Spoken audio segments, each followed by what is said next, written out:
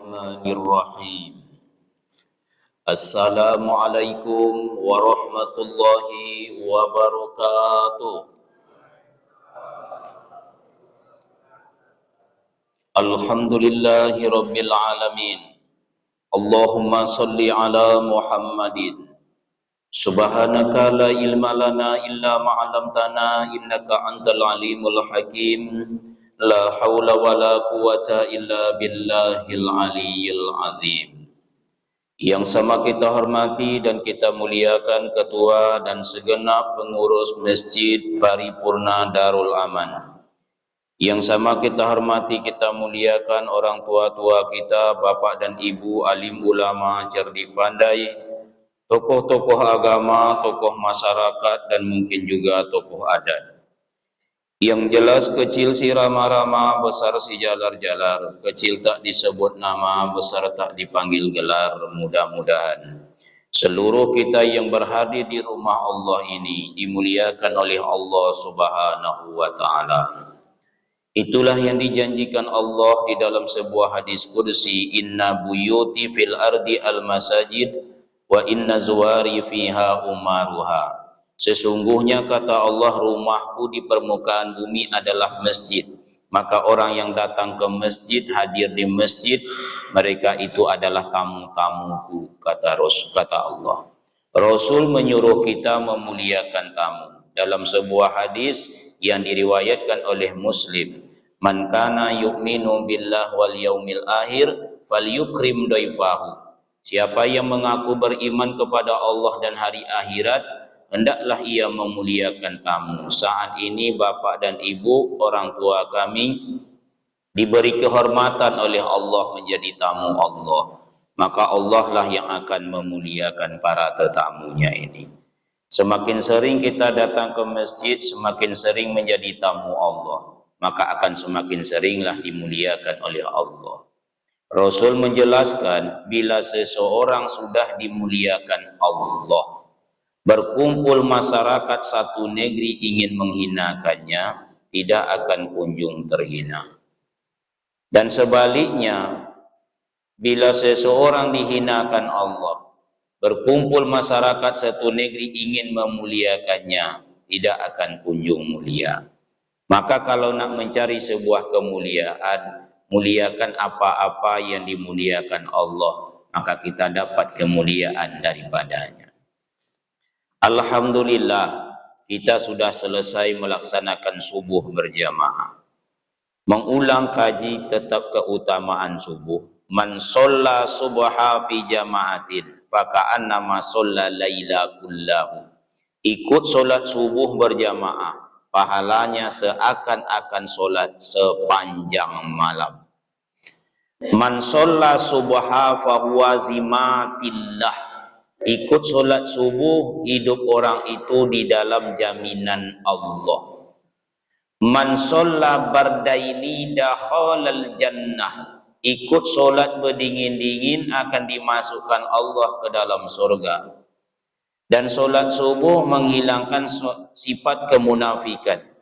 Karena Rasul mengatakan, laisa solata athqala 'alal munafikina minal fajri wal isya'i. Tidak ada solat yang lebih berat yang dirasa oleh orang munafik kecuali dua solat. Pertama solat subuh, dan kedua solat isya. Maka ikut solat subuh, insya Allah hilang sifat kemunafikan di hati kita. Terakhir, man sholla subha, ikut solat subuh berjamaah. Tsumma qa'ada, duduk dia sejenak. Tak langsung dia pulang, duduk dia sejenak. Soal bagaimana duduk tergantung kondisi dan keberuntungan. Bagi yang beruntung dapat dinding, dapat tiang.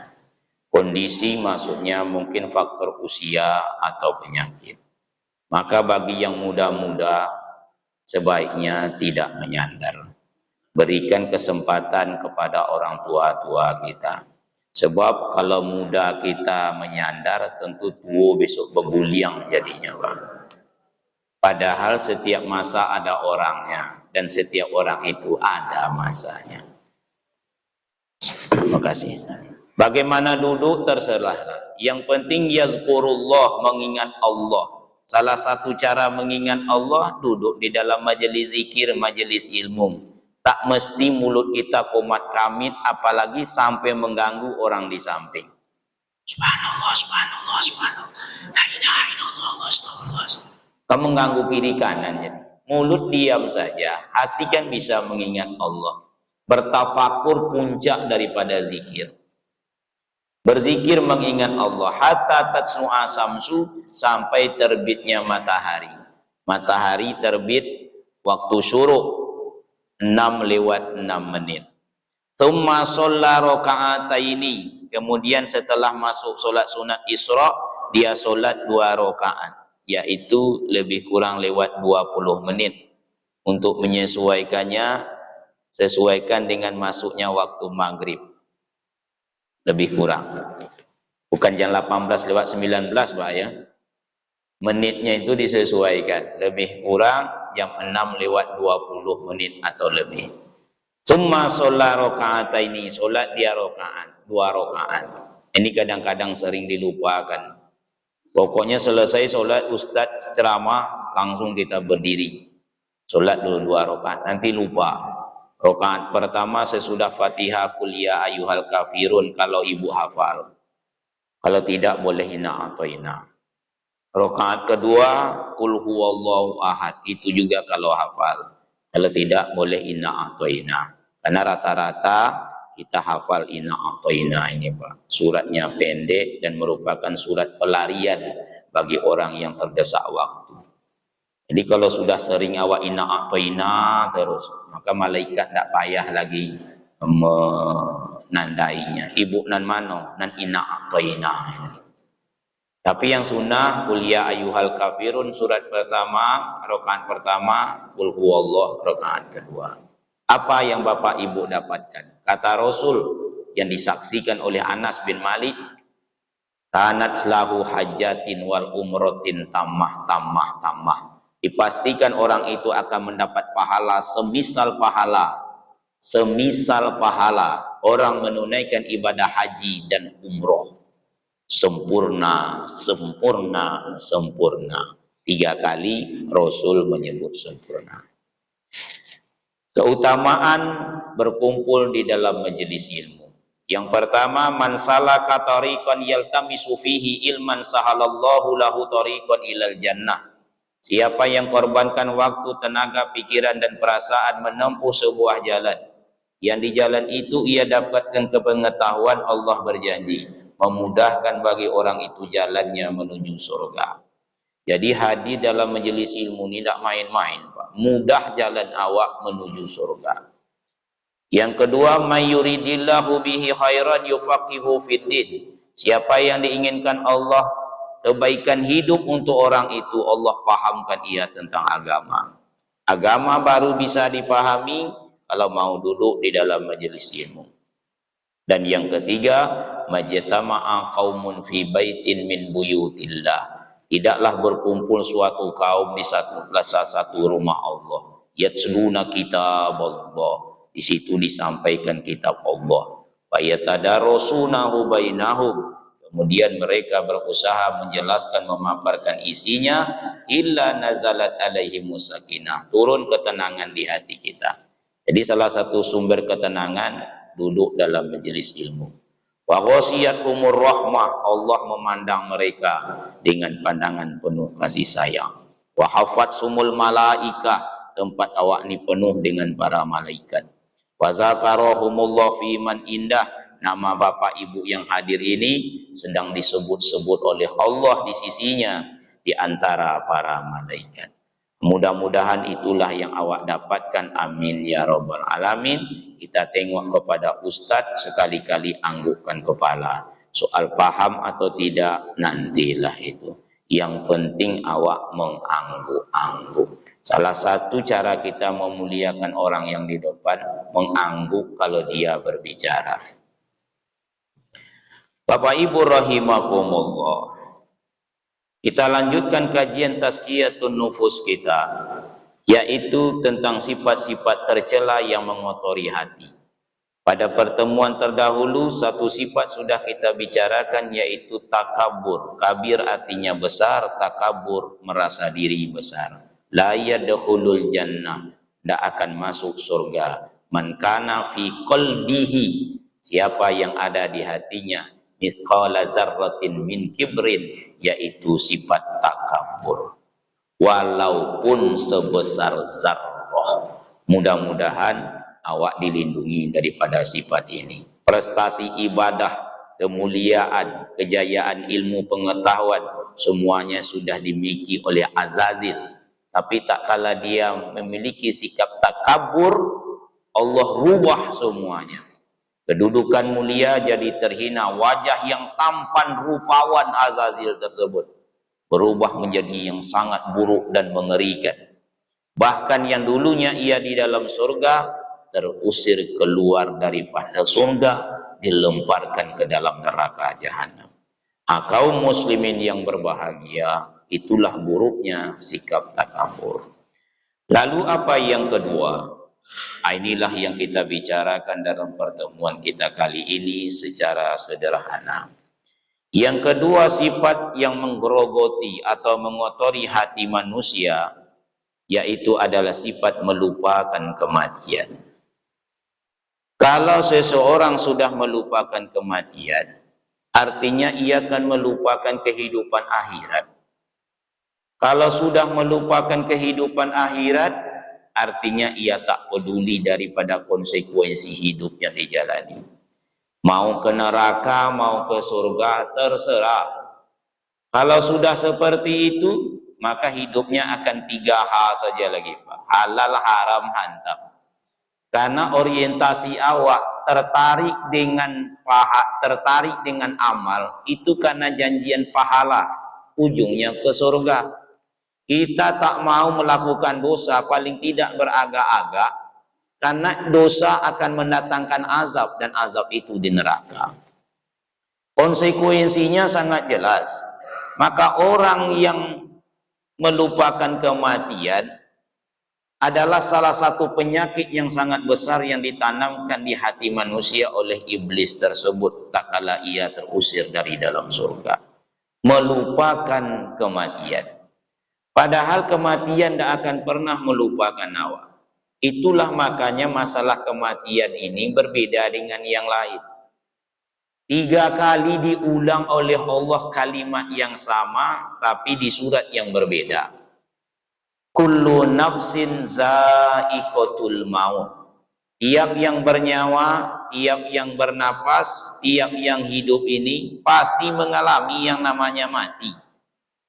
Sejak dari kita yang namanya manusia, jin, hewan, tumbuh-tumbuhan, bahkan malaikat sang pencabut nyawa, kerjanya mencabut nyawa, pun akan mengalami yang namanya mati.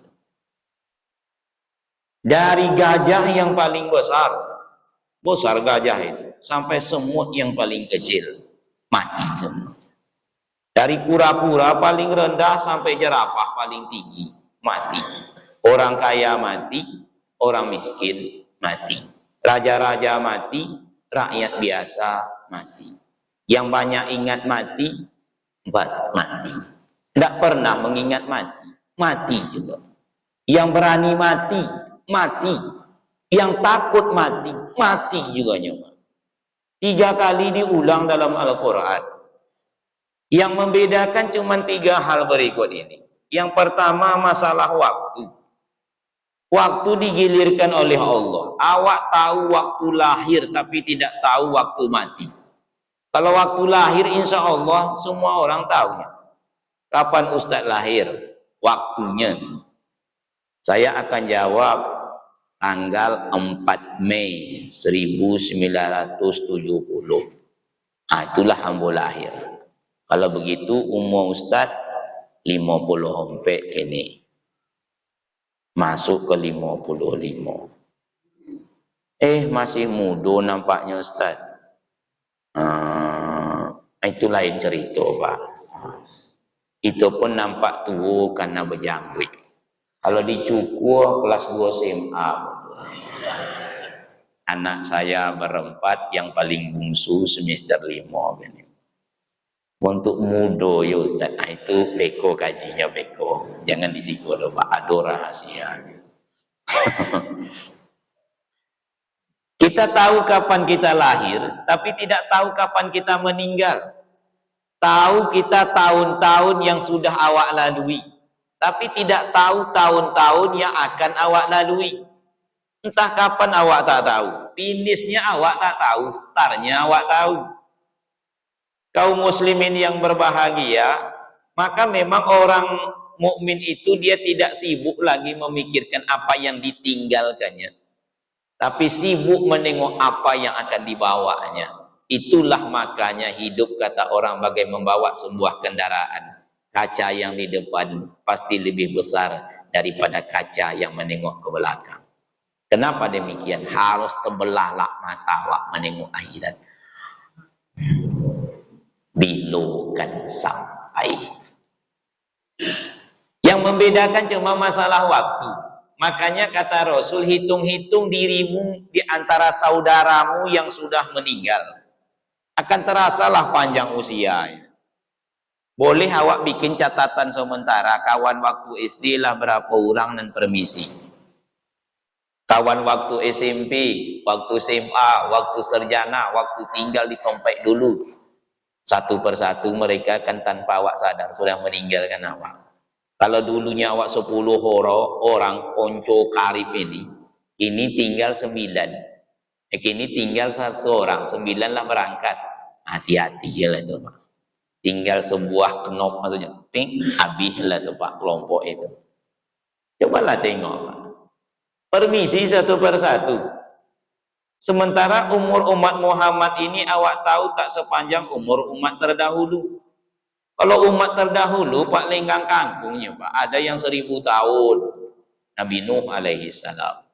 Ada yang 940 tahun, Nabi Adam alaihi salam. Ada yang 600-an tahun, Ibrahim alaihi salam. Kalau umat-umat terdahulu panjang-panjang. Kalau umur umat Muhammad sudah disebut Rasul, umur umat Muhammad ini berkisar antara 60 sampai 70. Kalaupun ada yang lebih, satu-satu. Maka memang boleh minta kepada Allah umur yang dilebihkan ini. Allahumma tawil umurona bil iman. Ya Allah, panjangkanlah usiaku, tapi diisi dengan iman. Katanya Pak Ustadz, masalah jatah umur sudah ditentukan Allah sejak dalam rahim ibu. Iya. Cuman kalau Allah ingin nak menambahnya, siapa yang bisa menghalangi? Dia kalau keputusan RW, keputusan RT itu bisa dirubah oleh RW. Ini jangan tersinggung RW di sini. Kata RT hari Ahad awak gotong royong. Kata RW tidak usah hari Ahad kok. Ahad besok saja. Kenapa hari Ahad ini Pak Camat nak datang ke Tompek awak? Dia datang awak gotong royong kan tidak lama. Rubah aja lah. Akhirnya dirubah. Tapi keputusan RW tidak bisa dirubah oleh RT. Keputusan Allah siapa yang nak merubah? Kalau Allah ingin memanjangkan usianya, panjangkan oleh Allah. Bukankah Rasul memberikan motivasi? Siapa yang ingin dipanjangkan usia, dimurahkan rezeki, suka-sukalah menjalin silaturahmi. Itu tandanya peluang panjang umur itu ada. Bahkan Rasul memberikan motivasi dalam hadisnya, khairun nas, sebaik-baik manusia, mantola umuruhu, dipanjangkan usianya, wahasuna amaluhu, makin elok amal-amalnya. Boleh minta kepada Allah, Allahumma tawil umurona bil iman, panjangkan usiaku diisi dengan iman. Cuman itulah dia tadi jatahnya antara 60 sampai 70. Kalaupun ada kata Rasul yang lebih, itu satu-satu. Bukan ada. Apalagi orang-orang kita dahulu itu banyak. Ada yang 90, 80, 75 dan lain sebagainya. Tapi generasi kami ini itu tidak panjang-panjang betul. 50 lewat. Kenapa? Awak nih hidup di 4P, penyedap, perasa, pengawet, pewarna. Itulah yang setiap hari masuk. Jadi copek awak mati dia. Kaum muslimin yang berbahagia, yang membedakan cuman masalah waktu. Yang kedua yang membedakan cuman masalah tempat. Ada orang meninggal di tempat mulia, ada orang meninggal di tempat terhina. Maka hati-hatilah menempatkan diri. Kadang orang yang baik bisa menjadi tertuduh buruk karena tempatnya, Pak. Hati-hati menempatkan diri. Saya pernah diundang ceramah ke sebuah lembah hitam di Pekanbaru ini. Apa namanya tuh? Isail atas sana. Sekarang sudah tak ada. Jadi saya disuruh ceramah. Sekali saya datang, besoknya saya tak mau datang. Bukan saya merasa diri saya bersih, enggak. Ambo takut mati di situ. Kalau seandainya Ambo mati di situ, di mana Ustadz tuh mati? Di komplek Teleju tuh. Apa kata orang yang hati jamaah lah ada penyakit sama Ambo? Memang gak tahu Ustadz tuh. Bukan tak mau datang, tempat masalahnya. Hati-hati menempatkan diri. Dan yang ketiga yang membedakan cuman masalah cara. Banyak cara orang meninggal dunia, tapi secara khusus cara itu pertama adalah cara husnul khotimah. Yang kedua su'ul khotimah. Itu cuma pembagiannya. Bagaimana cara mati secara jasmaninya, wallahu a'lam. Pembagiannya cuma dua, ada yang cara baik, ada yang cara buruk. Boleh kita minta kepada Allah cara baik, berlindung dari cara buruk. Salah satu doa imam itu kan itu, Allahumma khtim ajalana wa a'malana wa umurona bi husnil khotimah wa la tahtim ajalana wa a'malana wa umurona bi su'il khotimah. Ya Allah, tutuplah ajal kami, amal kami, umur kami dengan penutup yang baik. Janganlah engkau tutup ajal kami, umur kami, amal kami dengan penutup yang buruk. Cuman ulama menjelaskan, bukan saatnya itu yang menentukan itu, tetapi adalah cara awak sekarang ini. Karena ulama mengatakan seseorang akan berakhir dengan sesuatu yang dibiasakannya, yang dilazimkannya. Orang yang melazimkan kebaikan, insya Allah ditutup dengan kebaikan. Bukankah 19 tanda husnul khotimah? Salah satunya yang paling sahih itu orang yang meninggal dunia dengan mengucapkan kalimat tauhid. La ilaha illallah. Makanya kalau ada orang yang sedang sakarat, kita disunahkan mengajarkan kalimat ini. Kata Rasul, lakinu mautakum la ilaha illallah. Ajarkan saudaramu yang akan meninggal dunia itu kalimat la ilaha illallah. Cuman awak mengajarkan ini kalau sudah sakarat. Kalau kata Pak RT itu agak angik-angik kepala, agul yang Pak la ilaha illallah, mengamuknya sama awak. Ya sudah apnung, sedang sakarat. Sakarat sudah separuh mati istilahnya, Pak. Sekarat bahasa awaknya. Sakaratul maut, apnung dalam bidang kesehatannya. Ciri-cirinya dipegang kaki sudah dingin. Lutut tak lagi berdenyut, perutnya tak bergelombang, dada tak turun naik. Yang turun naik sampai yuwargir. Nah, kalau ada besok warga sudah seperti itu, tidak bergerak kaki tangan tuh lagi. Cie-cie nampehnya idu-idu kodak kata orang.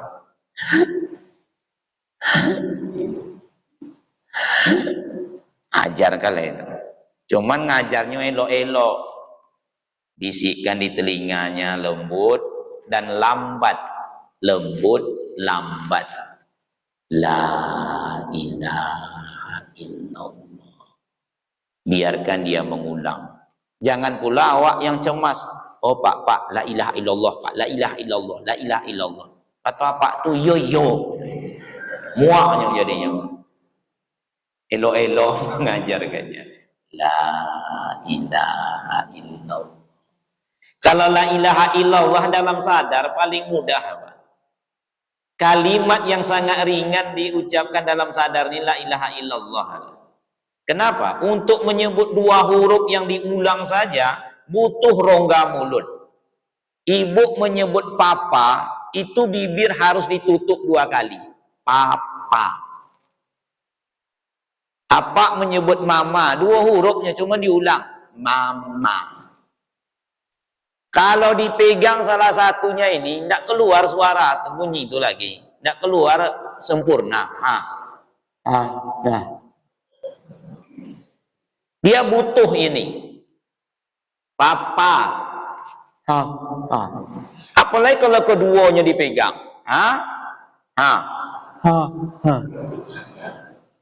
boleh coba Pak. Kalau Sogan kini beko di rumah, sampai Pak di rumah Pak pegang. Karena ayat mengatakan kul hatu burhanakum in kuntum shodiqin. Kalau kau tak percaya juga, buktikan sendiri. Tapi coba ucapkan kalimat la ilaha illallah. Peganglah bibir bawah. Tidak akan berubah bunyinya. La ilaha illallah. Beda bunyi, beda. Tidak, sama. La ilaha illallah. Saya pegang. La ilaha illallah. Dia tidak butuh ini doa. Yang di atas, la ilaha illallah. Keduanya peganglah. La ilaha illallah. Dia cuma butuh gerak ujung bibir, ujung lidah sikit aja. Begitu mudah. Tapi waktu sedang sadar, kalau sedang sakarat, berlakulah kalimat yang disebut oleh ulama. Seseorang akan berakhir dengan yang dibiasakannya. Bapak Ibu yang berbahagia, mungkin sudah pernah saya sampaikan. Pengalaman menjadi dokter kerohanian di sebuah rumah sakit. Kalau sudah ada yang sedang apnu, sedang sakarat, ditelepon oleh perawat. Ustaz, ya, segera ke ruang ICU. Ada pasien yang sedang apnu, sakarat. Tolong ajarkan kalimat tauhid. Kami pun berlari ke situ. Cepat-cepat tengok lapak tu. Lah cie-cie nape. Itu pemandangan itu tuh hampir setiap hari, Pak. Rupanya kalau dah setiap hari dengar berita kematian tidak masalah sama awak lagi. Setiap hari. Untuk itu bona Pak Ustaz. Yuk kiro-kiro lah. Awak ajarkan, Pak. Pak, la ilaha illallah. Banyak pengalamannya. Ada yang bisa mengucapkannya. Iya Pak Ustaz.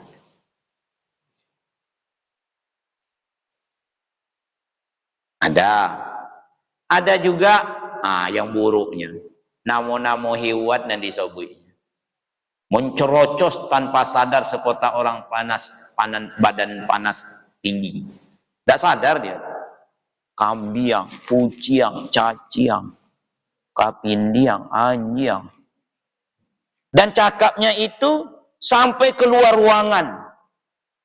Heboh. Masuk ambo. Assalamualaikum. Anak, istri, sekeliling. Menangis. Apa namanya, Bu? Kok apa kami ko Pak Ustaz dari tadi tuyo zikirnya kambiang kacut kuciang. Iang tuh. Pak, ditengok logeknya, Bu. La ilaha illallah kambiang. Untung apa tu tuo. Kalau mudo ambo sawe anjing. Kenapa? Ternyata apakku memang biasa memperlakukan orang seperti itu. Lambat orang datang. Oh, caciang. Caciang kan lambat datang. Apa salah orang mengerjakannya? Oh, kambiang. Kambiang kok kan masuk ke aja. Ditarik. Nak nyoba pikir tu, Pak. Kan sembolia pun ya. Bawa kambiang tu kembali. Ndak mirip betul tu, Bu. Jangan pula ustaz nan mana mengaji tadi membentuk kambiang. Jangan. Nah. Orang agak salah sedikit, langsung marah. Karena selalu itu melazimkan sesuatu, dengan itu dia berakhir. Betul kata ulama itu. Pengalaman hidup yang ditulis oleh mereka. Masuk ke ruangan ibu-ibu. Assalamualaikum. Ditengoknya bu dengan tajam. Maka hati-hati ibu menengok orang. Nanti dengan itu berakhir. Awak kan ustadz, awak tahan-tahan hati. Oh bu, la ilaha illallah. Saking muaknya diludainya. Ambo ustad, kalau sampai preman, saya balas dengan ludah berdahak mengapa? Tuh, nah, rasukan di bu, abu pun tinggalkan, kan ambo aja di situ. Muak ambo umpamanya, tapi ndak biarlah. La ilaha illallah. Diludai. Lah kemasukan setan mungkin. Rupanya ibu itu memang begitu. Biasa meludahi orang. Lewat orang di depan rumahnya kalau dia tidak senang.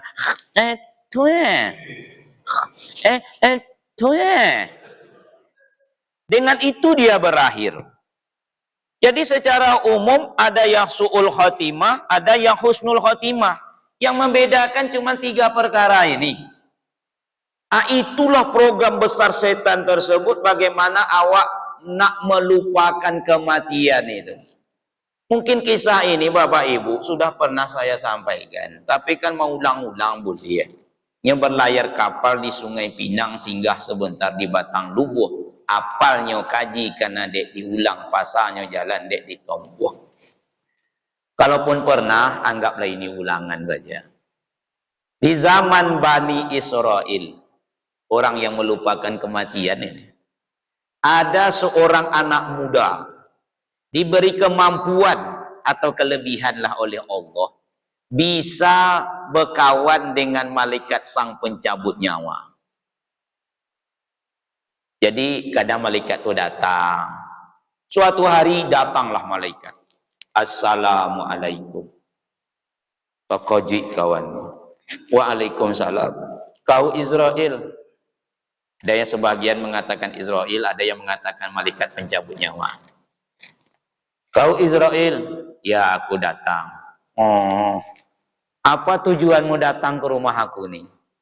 Kata malaikat Israel, tak lebih dari sekedar bertamu saja. Oh, sementara Israel ini kan tugasnya kan mencabut nyawa, sang pencabut nyawa. Bila Israel, makanya rumah awak elok didatangi malaikat, tapi tidak malaikat Israel. Malaikat rahmat elok. Salah satu cara mengundang malaikat tersebut dengan membaca Al-Quran di rumahnya. Turun para malaikat itu. Kejadian ini pernah di zaman Rasul. Sampai menukik-nukik kuda atau untanya menengok malaikat turun. Anaknya sedang di luar itu menangis. Yahya nama anaknya. Ditinggalkannya baca Quran, tengoknya. Ternyata kudanya pada ribut, untanya pada bising. Ditengok ke atas rumahnya itu ada cahaya seperti bintang, makin lama makin jauh. Diadukannya kepada Rasul. Usaid bin Khudair nama sahabat ini radhiyallahu anhu. Rasulullah, malam tadi aku baca Quran. Ribut kuda-kuda di luar. Semakin kubaca semakin ribut dia. Keluar aku ketengok ada cahaya, makin lama makin jauh. Kata Rasul, itu para malaikat yang sengaja turun mendengarkan bacaan Al-Quran. Jadi rumah-rumah dibaca Quran itu turun malaikat. Cuma tidak dinampakkan saat ini. Sebab kalau ditampakkan terus, awak sibuk nengok malaikat terusnya Pak. Tak ditampakkan malaikat makhluk gaib. Bapak Ibu, datanglah malaikat Israel. Tugasnya kan pencabut nyawa. Bila Israel datang hampiri, tinggallah harta emas dan perak. Napas terhenti, lemahlah diri, jasad terbaring tidak bergerak. Tiada lagi teman ketawa, tinggallah pangkat harta melimpah. Ke tempat sunyi jasad dibawa, dalam keranda dibawa pindah. Liang lahat muat seorang, gelapnya wahai tidak terperi. Selesai tanah ditimbun orang, tinggallah badan seorang diri. Harta anak serta menantu tidak akan dapat mengambil alih. Hanyalah amal dapat membantu dan doa dari anak yang soleh. Kain pelekat dibawa mandi, habis mandi dibawa pulang. Amal ibadah dibawa mati, harta tinggal dibagi orang. Datang malaikat mencabut nyawa, wajah yang cantik tiada berguna. Suami menangis sebelah mata sambil menengok calon gantinya. Astagfirullah. Datang malaikat. Apa tujuanmu? Sekedar untuk bertamu. Jadi tamu cuman. Tapi, ini pelajaran Damawa. Bila saya datang untuk kedua kalinya besok, saya akan cabut nyawa Tuhan. Takoji kawan ko omah. Baiklah Israel. Tapi awak harus berjanji. Apa itu? Bila kau datang besok kedua kalinya untuk mencabut nyawaku ini, kirim dulu surat, kasihlah kabar. Biar aku bisa mempersiapkan diri. Baik, kata Israel. Besok ku kirim kau surat, ku kasih kau kabar, biar kau standby mempersiapkan diri. Sebab orang yang pintar, orang yang banyak ingat mati, lalu mempersiapkan diri menyambut kematian. Pergilah Israel, habislah waktu, minggu, bulan berganti tahun. Tahun demi tahun, sang Israel tak kunjung datang. Sampai batas yang ditentukan, datanglah Israel. Assalamualaikum. Orang yang tadinya muda, sekarang sudah tua. Waalaikumsalam. Orang tua lah, Pak. Waalaikumsalam. Siapa kok? Ya, kalau orang tua itu tidak kenal betulnya dengan awak. Kalau lah tua pun lupa apa dengan ambo. Yo siapa? Aku kan kawan apa? Siapa? Israel mencabut nyawa. Mak. Ya kira-kira lah nih Pak ya. Ustaz ini untuk menengok saya tak melihat, ini dramatisasi namanya. Apa tujuan kau datang kemari? Kata Israel, sesuai dengan perjanjian awak nih Pak. Bila saya datang kedua kalinya besok, saya akan cabut nyawa Tuhan. Jadi kau datang nak mencabut nyawa aku? Iya. Saya akan cabut nyawa Tuhan. Tunggu dulu Israel. Kalau tidak salah kok. Kau dulu pernah datang kemari.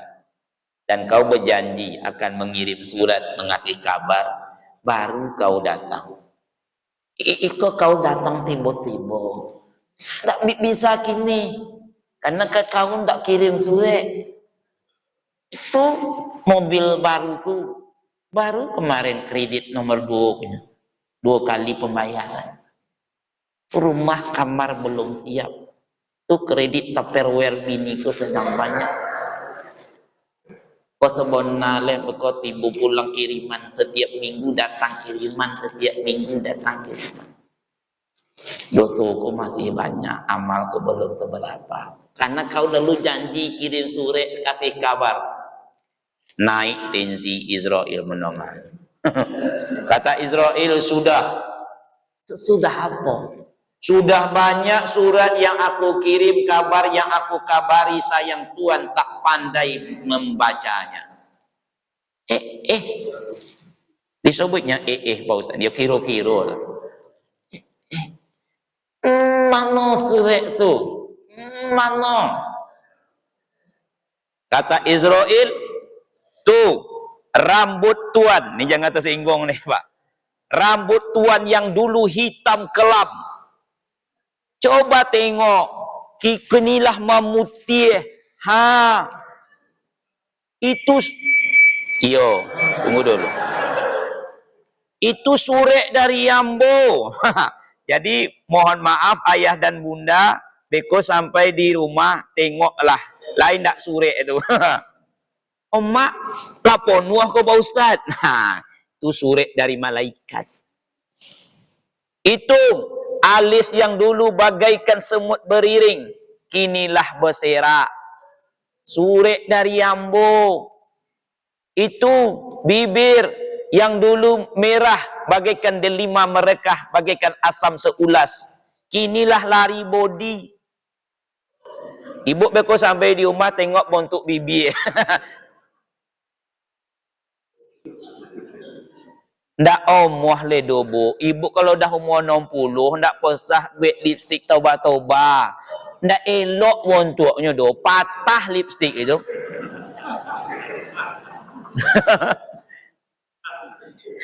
Itu pipi yang mulus bak pauh di layang, kinilah kimpih ke dalam.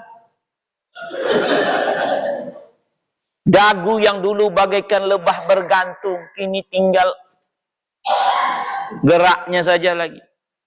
Badan yang dulu gagah, seperti kudo, apa namanya? Ayo, kinilah tengok kudo bendi. Napehlah Senin Kamis.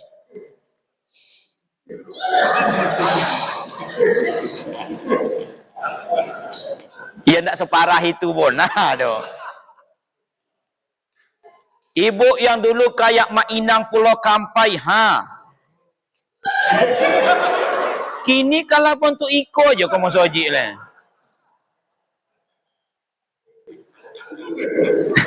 Itu surat dari aku. Suara yang dulu merdu, bak buluh perindu, menggema membelah angkasa.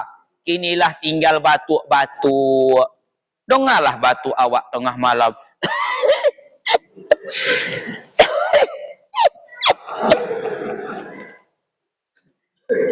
Sudah banyak surat yang aku kirim, kabar yang aku kabari. Sayang Tuhan tak pandai membacanya.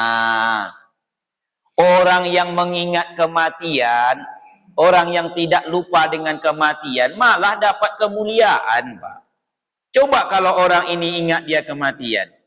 Imam Ali Ad-Daqqaq mengatakan, orang yang banyak mengingat mati, Allah muliakan dia.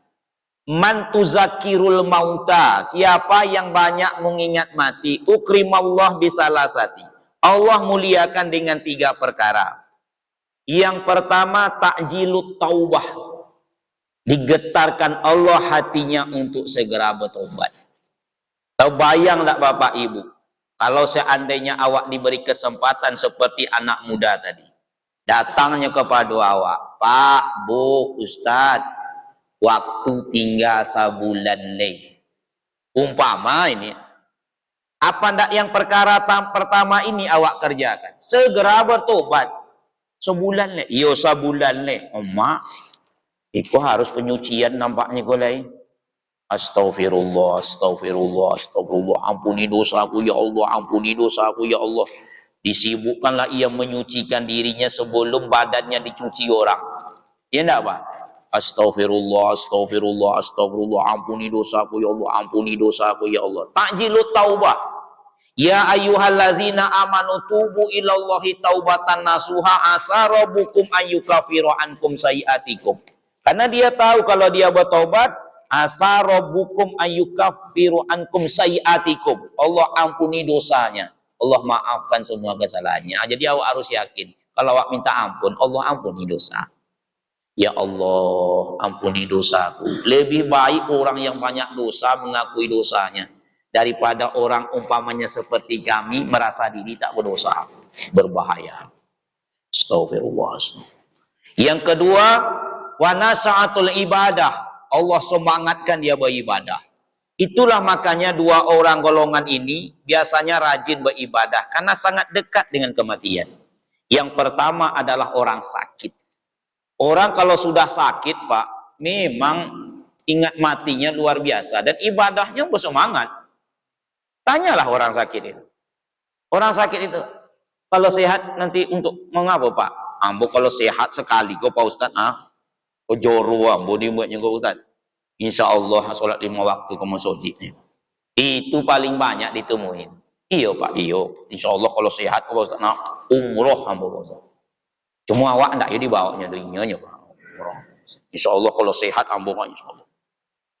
Usahakan niatnya lagi. Napasnya saja baunya ibadah tuh Pak. Dengarnya ibadah. Apa kabar Pak? Allah. Allah. Alhamdulillah Pak Ustaz. Allah. Misi yang mudah lupa Ustaz. Ampun nak ke toilet. Allah. Allah. Allah sobeknya Pak. Assalamualaikum mana sobek nama Allah. Tapi kalau kini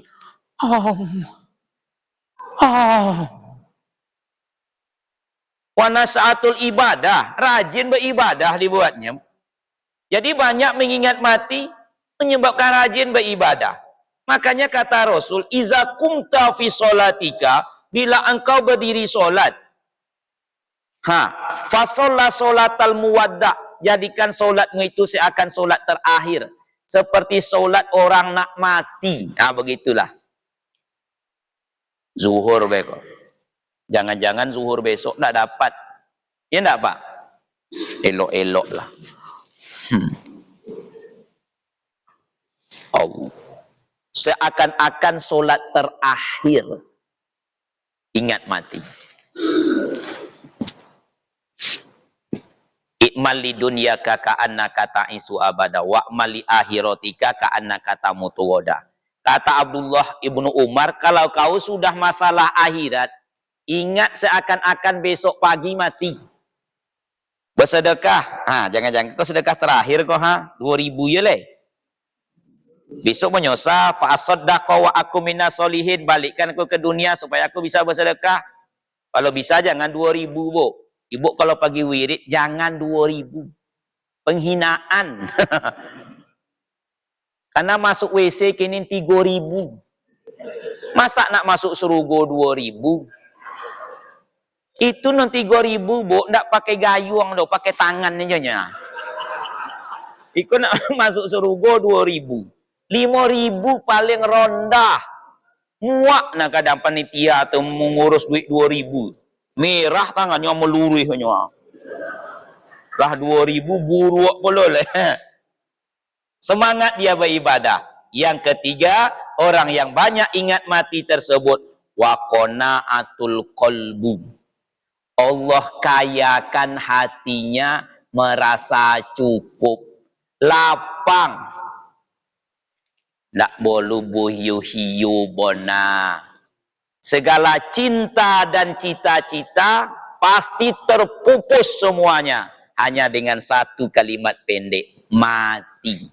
Habislah sesadunya tuh Pak. Kalaupun ada sangkut paut, orang yang tinggal akan melakukannya, menyelesaikannya. Kaum muslimin yang berbahagia, inilah sifat yang kedua yang tercela, yang ditanamkan oleh iblis di hati seorang hamba Allah, yaitu ia melupakan kematiannya. Mudah-mudahan kita bisa terhindar daripadanya. Amin ya robbal alamin. Karena Rasul menyuruh kita aktsiru dzikrul maut, banyak-banyak olehmu mengingat kematian. Dan tanda orang pintar itu banyak mengingat mati lalu mempersiapkan dirinya menyambut kematian itu. Rasanya penyampaian ini baik, yang mendengarkan orang yang baik-baik, yang terbaik, yang bisa memahami lalu mencoba mengambil hikmah untuk diamalkan berinsut berangsur dalam kehidupan ini, insya Allah. Kesempurnaan hanya milik Allah Subhanahu wa Ta'ala. Kekurangan kejanggalan berlabuh pada diri manusia. Kepada Allah kita memohon ampunan, dan kepada manusia kita wajib saling memaafkan. Kita tutup dengan membaca doa kifarah majelis. Subhanaka Allahumma wa bihamdika, asyhadu an la ilaha illa anta, astaghfiruka wa atubu ilaik. Assalamualaikum warahmatullahi wabarakatuh.